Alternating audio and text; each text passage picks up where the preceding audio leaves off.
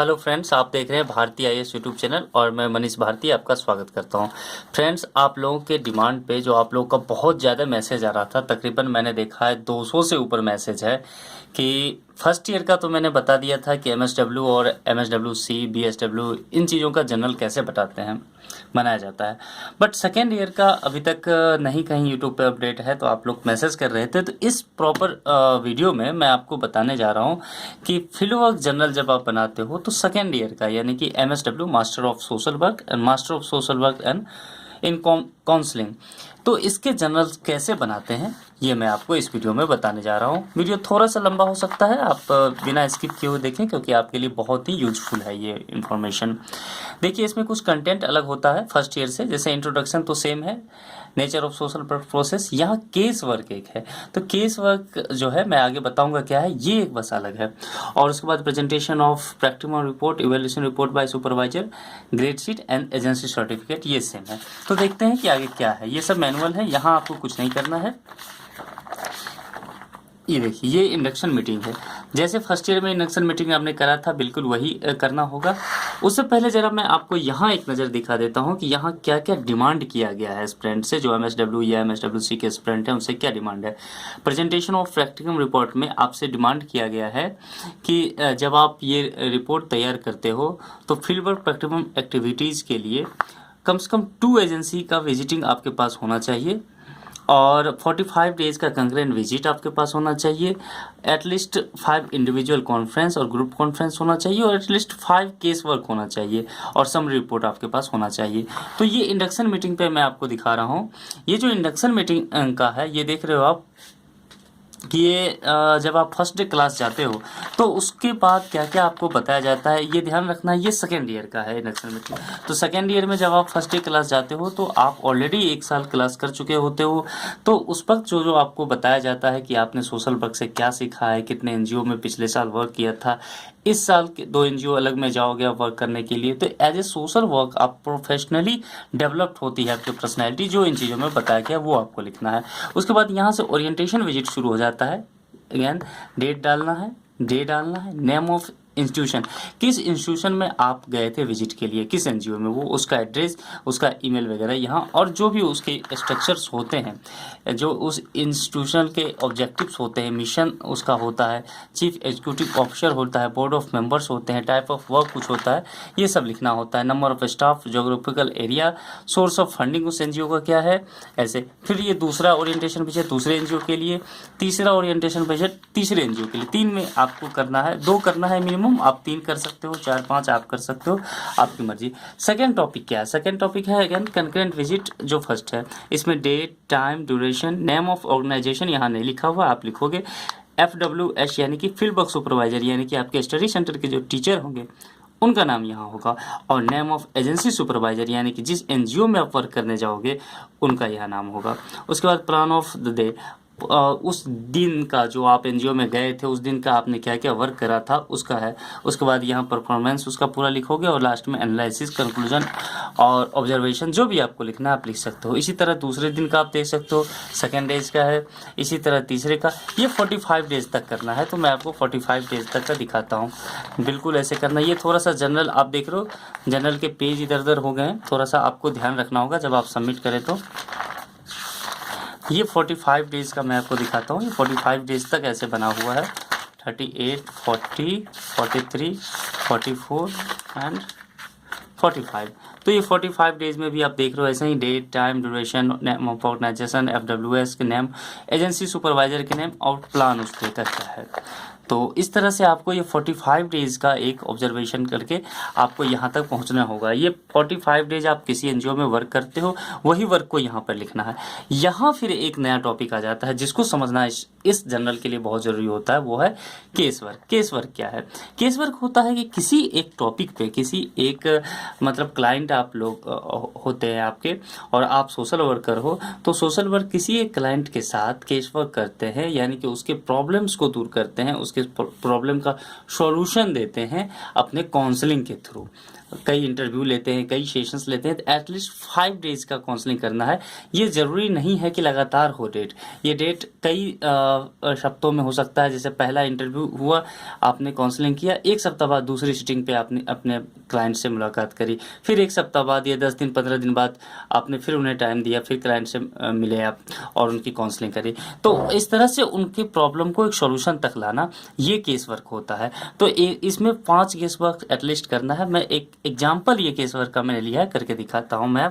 Case work first ये है, case work of family with marital problem जो है, उसमें ये डेट जिस दिन का फर्स्ट इंटरव्यू का होगा यहाँ आपको डालना है, अभी नहीं डाला गया, आप अपने अकॉर्डिंग डालोगे। द बिगनिंग्स, यहाँ से आप क्लाइंट से मिलते हो, जिनके एज लिखते हो उनके बारे में यहाँ सबसे पहले फर्स्ट केस में आपको उसके बारे में, क्लाइंट के बारे में इंफॉर्मेशन लिखना होता है। कब मिले थे आप, क्या हुआ था, उसके बाद कांटेक्ट कैसे आपका हुआ, जान पहचान उनसे कैसी हुई, फिर आपको को क्या क्या उनको लाइफ में प्रॉब्लम था वो यहाँ वो शेयर करेंगे, और उनके पर्सनल लाइफ के जितने हैं कि उनके फैमिली मेम्बर्स कितने हैं, क्या है उनका अपने फैमिली मेम्बर के साथ रिलेशन कैसा है, ये सब चीज़ें यहाँ लिखना है ताकि उनके प्रॉब्लम को आसानी से आप समझ सको। ये इस बात के लिए जानना होता है। तो जब ये होता है, उसके बाद फैमिली बैकग्राउंड वगैरह उनका चेक करते हो, उनके हस्बैंड कितने हैं, हस्बैंड मतलब से मिलना, बातें करना, ये सब। उसके बाद यहाँ है चिल्ड्रन, उनके बच्चे कितने हैं, वो क्या करते हैं, वो सब। उसके बाद उनका इंटरव्यू वगैरह भी आप ले सकते हो। ऐसे करके फर्स्ट डे का केस वर्क हो जाता है। उसके बाद केस वर्क 2 जब डेट होता है, उसमें क्या है, सेकेंड इंटरव्यू विद क्लाइंट। आप अपने क्लाइंट के साथ सेकेंड इंटरव्यू लेते हो, तो ऑलरेडी आप फर्स्ट डे मतलब 10 दिन बाद सेकेंड इंटरव्यू लेते हो, उनका मिलते हो, तो आप 10-15 दिन पहले उनको जान चुके होते हो, उनकी प्रॉब्लम पर आप पूरा प्रोजेक्ट वर्क आप कर चुके होते हो। तो उनके लिए अब आप यहाँ से काउंसलिंग स्टार्ट करते हो। उनके लिए आप यहाँ से उन्हें आप बताना शुरू करते हो कि वो अपने प्रॉब्लम को किस तरह से हैंडल करे। ये चीज़ें आपको यहाँ लिखना होगा। आप देख रहे हो 5-6 पेजेस का कम से कम एक केस वर्क होता है, तो आप इसको बहुत आराम से लिखो ताकि बहुत इम्पोर्टेंट है ये। ओके,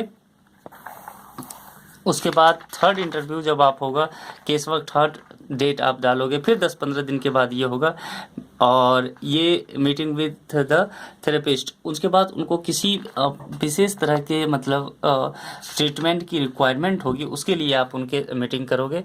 तो ये सब वहाँ पे लिखना पड़ेगा कि क्या क्या कैसे कैसे प्रोसेस हुआ, पॉइंट वाइज दे करके। फिर उनके साथ फिर एक मीटिंग आप लोगे अपने क्लाइंट के साथ कि उनको कैसा फील हो रहा है इसके बाद, काउंसलिंग के बाद क्या उनकी प्रॉब्लम। कई बार क्या होता है कि क्लाइंट इस मोड पे होते हैं कि डिप्रेशन में चले जाते हैं। आजकल आप देख ही रहे हो डिप्रेशन का काफ़ी है, तो डिप्रेशन वगैरह में चले जाते हैं, तो उनका साथ एक फ्रेंड की तरह पोलाइटनेस नेचर के साथ बिहेव करना, ताकि उनको आप उस सिचुएशन से बाहर निकाल सको। ये केस वर्क 4 फिर आप आ जाते हो। फिर एक दो हफ्ते के बाद उनसे आप मिलते हो, उनके प्रॉब्लम का आप सॉल्यूशन देते हो, और उनके प्रॉब्लम को आप सॉल्यूशन की तरफ बढ़ते हो। उनके फैमिली मेम्बर के साथ उनके रिलेशनशिप को सही करने की कोशिश करते हो। उनको अगर लीगल एडवाइस की ज़रूरत होती है तो आप लीगल एडवाइस देते हो, इमोशनल सपोर्ट देते हो एक प्रोफेशनल सोशल वर्क होने के नाते। अगर फाइनेंशियली भी आप कहीं से दिलवा सकते हो सपोर्ट, तो आप इसका भी कोशिश करते हो। उसके बाद केस वर्क 5 है, अब इंटरव्यू विद रेखा हस्बैंड, यहाँ जैसे लिखा हुआ है क्लाइंट का नेम है, तो इस तरह से उनके रिलेटिव्स के इंटरव्यू ले करके, फिर उनका इंटरव्यू ले करके क्या प्रॉब्लम दोनों के बीच है उसको सॉर्ट आउट करने की कोशिश करते हो। बिल्कुल ही प्रोफेशनल वे में आप इस चीज़ को, इस काउंसलिंग को पूरा करते हो, और उनके लाइफ के जो इश्यूज होते हैं उसे एंड करते हो। तो ये केस वर्क हो गया। ये बहुत इंपॉर्टेंट होता है इस जनरल्स के लिए। सेकेंड ईयर में मेन टॉपिक यही है। कहीं कहीं ग्रुप वर्क भी होता है, इसमें केस वर्क का भी है, तो आपके लिए मैंने ये बता दिया। फिर इंडिविजुअल कॉन्फ्रेंस आप जानते हो पहले से, फर्स्ट ईयर में जैसा था बिल्कुल वैसा ही, date, time, duration, name, report, क्या प्रॉब्लम है। और इसमें आपको पहले ही पता है कि जब आप जनरल प्रिपेयर करते हो या एनजीओ में इंटर्नशिप करते हो, तो डिफरेंट टाइप के प्रॉब्लम्स आपको फेस करने होते हैं। तो उस प्रॉब्लम का अपने सुपरवाइजर के साथ, फील्ड वर्क सुपरवाइजर यानी कि जो स्टडी सेंटर के टीचर होते हैं, उनसे आप बातें करते हो कि आपने जो प्रॉब्लम फेस करा है उसको वो कैसे आगे आप सॉल्व करें। तो आप उनको अपना प्रॉब्लम बताओगे, वो सॉल्यूशन देते हैं आपको। आपके इंडिविजुअल कॉन्फ्रेंस यही होता है, 1-2 घंटे का ये होता है। आप इसे व्हाट्सएप से भी ले सकते हो, उनसे फ़ोन करके बातें कर सकते हो, मेल के द्वारा, जो भी आपको जैसा भी फिजिबल लगे वैसा आप कर सकते हो। फिर वो आपके प्रॉब्लम होंगे और फिर वो सॉल्यूशन देंगे। वो सॉल्यूशन की यहाँ लिख के ऑब्जर्वेशन तक पहुँचोगे। ये ऐसी 5 होना चाहिए, यानी कि किसी 5 प्रॉब्लम पे कम से कम आप उनके साथ बातें करोगे। ओके, उसके बाद है GC यानी कि ग्रुप कॉन्फ्रेंस। तो ग्रुप कॉन्फ्रेंस मतलब हो गया कि आपके स्टडी सेंटर, ये भी कम से कम 5 होगा, आपके स्टडी सेंटर पे आपके क्लास के जितने भी सोशल वर्कर हैं, आप एक दिन मीटिंग लोगे, आपके फील्ड वर्क सुपरवाइजर अवेलेबल रहेंगे उस दिन, और आपके फ्रेंड्स और आप लोगों ने किस किस NGO में जा कर के क्या वर्क करा, किस तरह के वर्क करे, उस पर डिस्कशन करोगे। सोशल वर्क के दौरान फील्ड वर्क में आपको क्या क्या प्रॉब्लम फेस करना पड़ा, ये सभी चीज़ें इसमें आप लिखोगे अपने जर्नल की रिपोर्ट में, ताकि एक सही से लग सके, आपका जर्नल अच्छे से तैयार हो सके।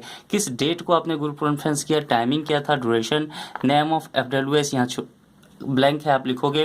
ग्रुप मेंबर्स कौन कौन थे यहाँ लिखोगे। फील्ड वर्क के साथ क्या इश्यूज थे, उसके चैलेंजेस क्या उस दिन थे, सजेशन आपके जो फील्ड वर्क सुपरवाइजर ने दिया वो लिखोगे। इस तरह से ग्रुप कॉन्फ्रेंस 2, ग्रुप कॉन्फ्रेंस 3, 4 और 5 कम से कम। और ये है सेल्फ एवोल्यूशन रिपोर्ट, इसमें नहीं लिखा हुआ है। सेल्फ एवोल्यूशन रिपोर्ट है कि आप अपना स्व मूल्यांकन करते हो, यानी कि आपने मास्टर ऑफ सोशल वर्क करते हुए, या master of social work in counselling करते हुए, या बैचलर ऑफ सोशल वर्क में जो भी कोर्स आप कर रहे हो, उस कोर्स के दरमियान आपको कैसा एक्सपीरियंस रहा, आपने कैसे इस कोर्स को पूरा किया, आपने क्या क्या सीखा, ये सभी इन चीज़ों में लिखना होता है। ओके, उसके बाद है summary report of second year field work agency visited. कम से कम 3 इसमें था, तो आपने जिस एजेंसी में विजिट किया वो और उसका यहाँ डेट लिखना है। उसके बाद कंकरेंट विजिट ऑफ 45 डेज का था, उसके जो मेन वर्क्स थे 45 डेज के वो यहाँ लिखना होता है और यहाँ आपको डेट देना होता है।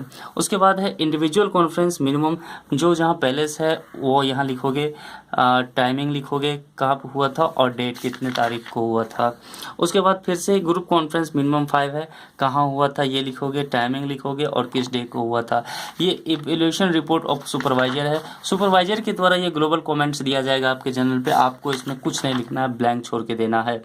उसके बाद है ग्रेड शीट है, आप देख सकते हो 100 मार्क्स इंटरनली और 100 एक्सटर्नली मार्क्स होता है। 50% पास के लिए ज़रूरी होता है, यानी कि इंटरनल मार्क्स में आपको 50% आने चाहिए और एक्सटर्नल में भी 50 मार्क्स आने चाहिए। टोटल 100 मार्क्स मिनिमम आएंगे आपको दोनों में मिला के, तभी आप इसे पास कर पाओगे इस जर्नल में। और उसके बाद होता है एजेंसी सर्टिफिकेट, जहाँ आपका नाम, enrolment number, name of agency लिखा रहता है, एजेंसी के सुपरवाइजर का साइन, एड्रेस रहता है, फ़ोन नंबर, ईमेल आईडी रहता है और डेट के साथ सिग्नेचर और स्टाम्प रहता है। इस तरह से आप देखोगे ये जर्नल एक तरह से आपका पूरा हो गया, जो मैंने आपको बताया था। ये बहुत इंपॉर्टेंट जर्नल होता है, चूँकि ये फाइनल ईयर का जर्नल होता है, इसी पे आपकी डिग्री बहुत डिपेंड करती है, तो इसको बहुत सावधानी से आप बनाओ।